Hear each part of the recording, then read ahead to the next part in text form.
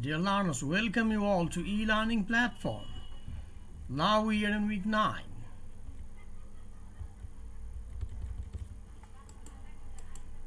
This week we will learn The Way of the World, Act 1 and Act 2, Summary and Analysis. Me as usual with you throughout this lecture.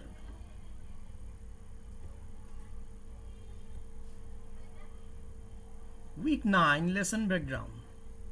Lesson 1 Act 1 Summary, Lesson 2 Act 2 Summary, and Lesson 3 Analysis of Act 1 and Act 2. Let's begin. Act 1 Summary. In Act 1 is set in a chocolate house where Mirabelle and Fainall have just finished playing cards. A footman comes and tells Mirabelle that Waitwell, Mirabelle's male servant, and Foible, Lady Wishfort's female servant, were married that morning. Mirabelle tells Fainall about his love of Millamant and is encouraged to marry her. Petulant and Petulant appear and Mirabelle is informed that should Lady Wishfort marry, he will lose £6,000 of Millamant's inheritance or dowry. He will only get this money if he can make Lady Wishfort consent to his and Millamant's marriage.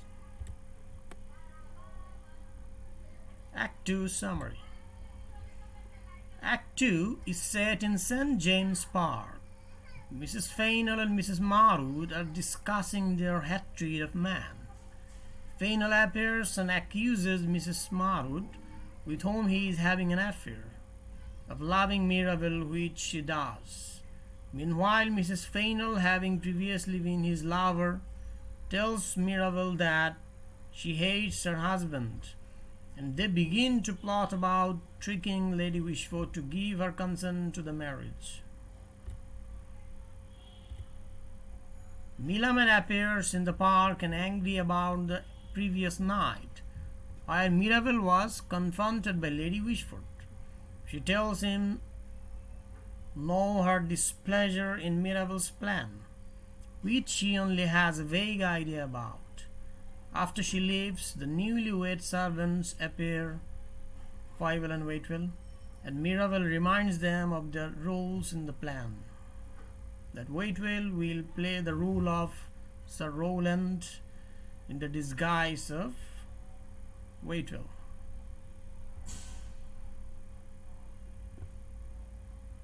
Lesson 3 Analysis of Act 1 and Act 2. The summary of this act points up one of the difficulties in the structure of the play. The first act does not seem to move forward.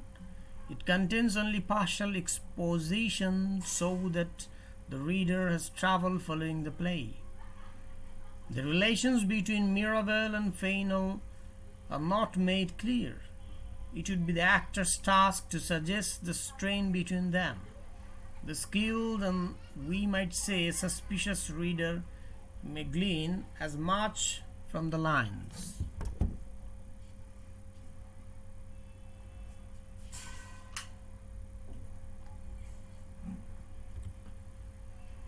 Fainall distrusts Mirabelle with good cause. He suspects the nature of the friendship between Mirabelle and his wife before their marriage. He also suspects that his mistress, Mrs. Marwood, loves Mirabelle. Mirabelle is aware of Fainall's suspicions and, of course, suspects that Mrs. Marwood is Fainall's mistress.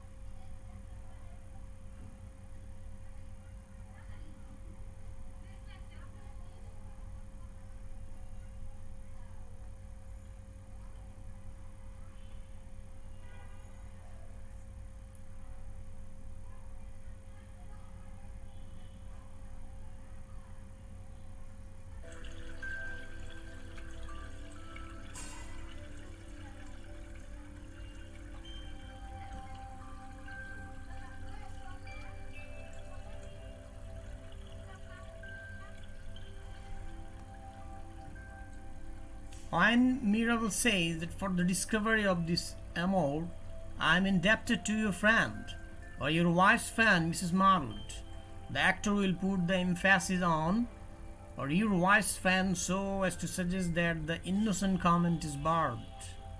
Fainall pointedly replies, what should provoke her to be your enemy, unless she has made you advances which you have slighted?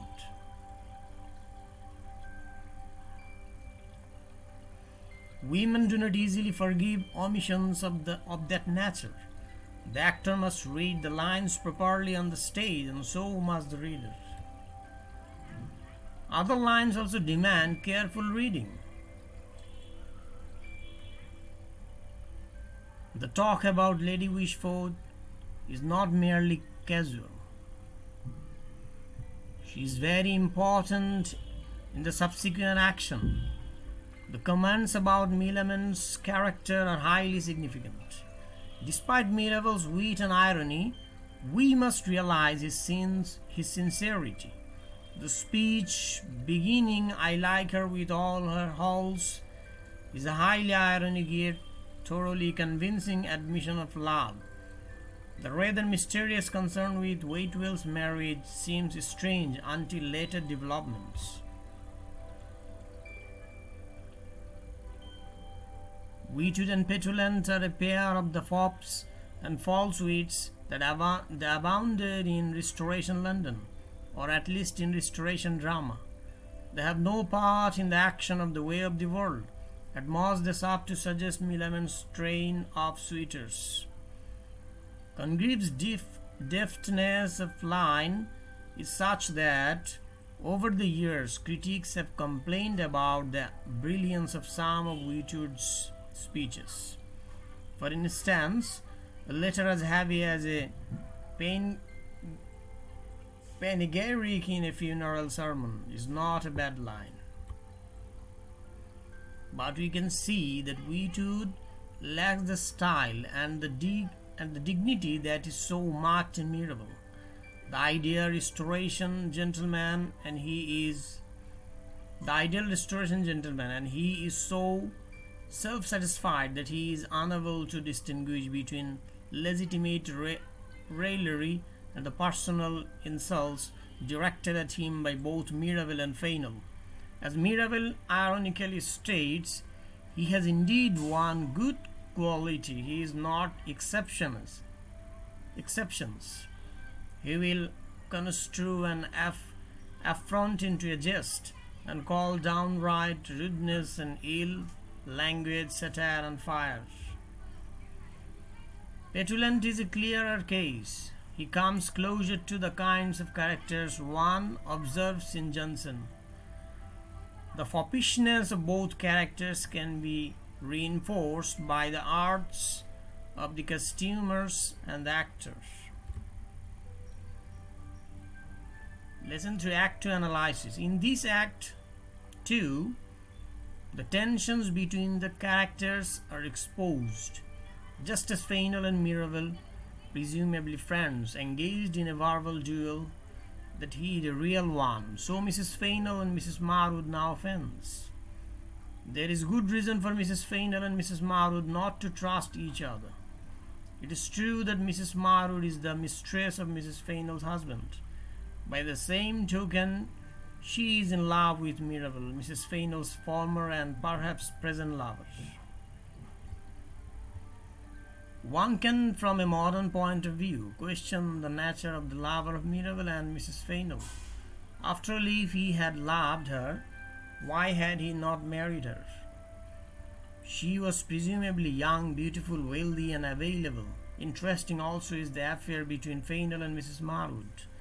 Fainall seems to love Mrs. Marwood after his fashion. That love should include trust does not even occur to him. As he says, does she think that the lover will sleep, though the husband may not? The scenes between Mrs. Marwood and Mrs. Fainall and between Mrs. Marwood and Fainall present a real challenge to the actors.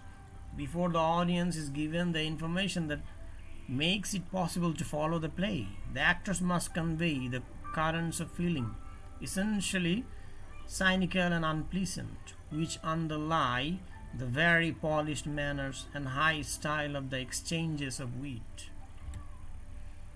The act includes important revelations of character.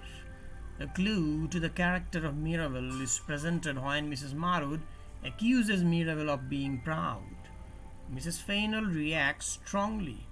Pride, she says, is the one fault he does not have. We may have some difficulty in interpreting the term proud.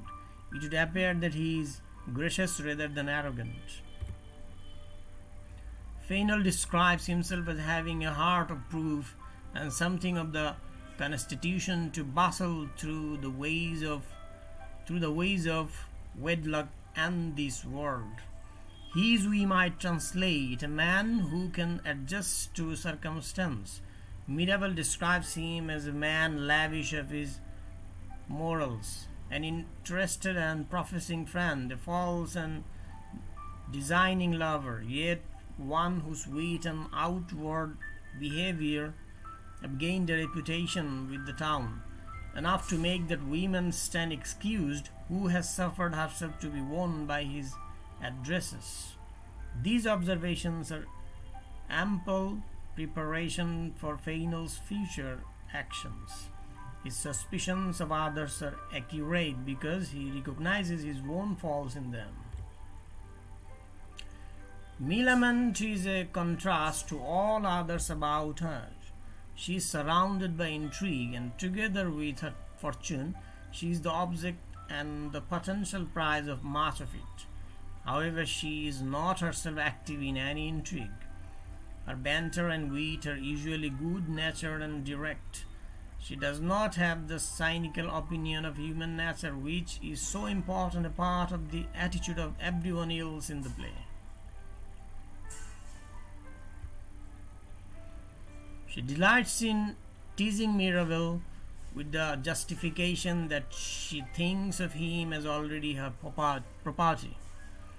She is vain but amused at her own vanity.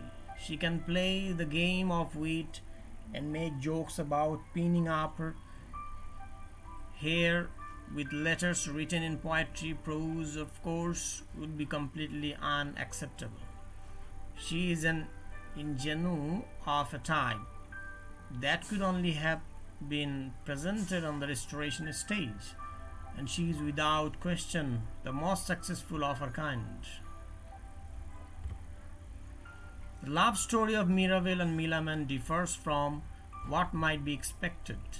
In most love plots, the male has to overcome the unwillingness, dislike, or simple reluctance of the other party. In the way of the world, all the problems connected with the love affair are external. There is never any feeling that these two are not in love. Millamant postures, primes, and teases. It is found to be desired and desirable. But these lovers have no internal conflicts. That's the end of week 9. Thank you very much for being with me.